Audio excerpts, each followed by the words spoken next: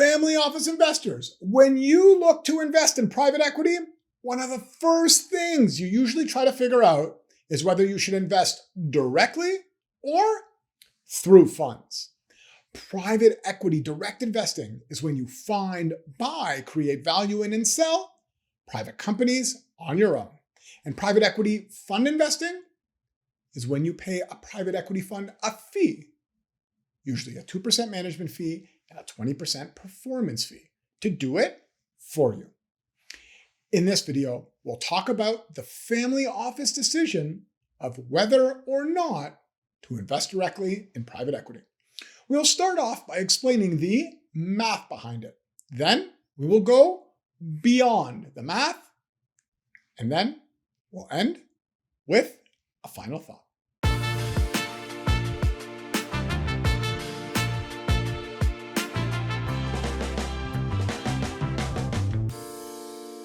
So let's get started with the math behind it. I love going into the math. And for this, let's focus on the management fees. The fees that a private equity fund charges to cover its day-to-day expenses associated with the fund.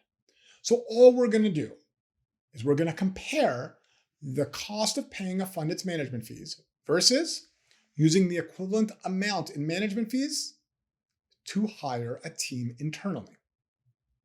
So let's go through a simple example. Let's say you're a family office and you have $500 million in assets and you want to allocate 20% of your portfolio to private equity. So it'll be a $100 million allocation. Well, at a $100 million private equity allocation, with fund investing, you would pay $2 million in management fees based on a 2% management fee times $100 million. So the question you need to ask is, can you hire people for less than $2 million a year to do a better job at finding, buying, creating value, and selling companies? That's it. That's the simple math. Now, this is an oversimplification. After all, we're not including performance fees, and we are not taking into account the long-term improvement of the direct investing capabilities of the internal team at the family office.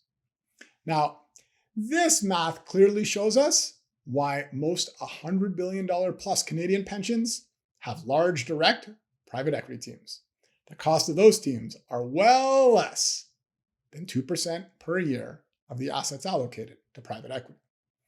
Now, before we look beyond the math, let me give you a Mink tip.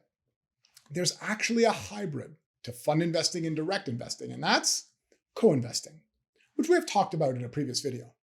Many family offices want to build direct investing capabilities, but don't want to bring too many external people into their family offices. So these family offices get co-investment rights, which are rights to invest alongside private equity funds so that the family office can learn how to invest directly over time from the private equity funds. Co-investing is usually granted to large investors in a fund. So family offices that might not have large private equity allocations may want to consider looking at smaller funds to try to get co-investment rights. Now, let's move beyond the math. Hiring top private equity professionals is not as easy as it sounds, especially because many family offices usually like to hire people in their, to quote Robert De Niro, circle of trust. Also, family offices don't like paying fees, especially a 2% management fee calculated based on committed capital that gets paid to a private equity fund. Family office investors, if you want to invest in private equity, there's a good chance you have accumulated your wealth in one industry. So if you are going to continue to invest in that industry directly, well, you probably already have the expertise internally to do it.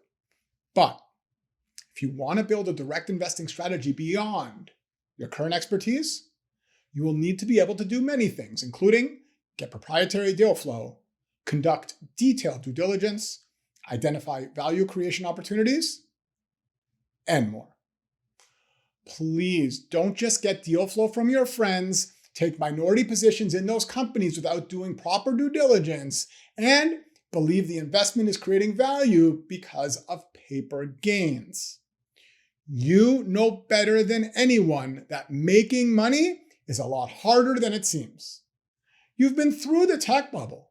You've been through the inflated prices back in 2007, and you know that nothing goes up forever. So if you want to invest directly in private equity, make sure to do your own due diligence. And don't just tag along with other investors on well-crafted pitches that promise higher returns if you don't understand the details. Now, here's a final thought. Family office investors, if you want to invest directly in private equity, make sure the math works. It might make sense to pay private equity funds the management fees needed for the expertise in private equity. With that said, if the math makes sense and you're committed to building a direct investing team in the long run that will be able to find, buy, create value in, and sell private companies, well, it's going to be a lot of work, it's going to be very stressful, and it's going to be a lot of fun at the same time. Welcome to private equity. In this video, we talked about the family office decision of whether or not to invest directly in private equity. We started off by explaining the math behind it, and then we went beyond the math.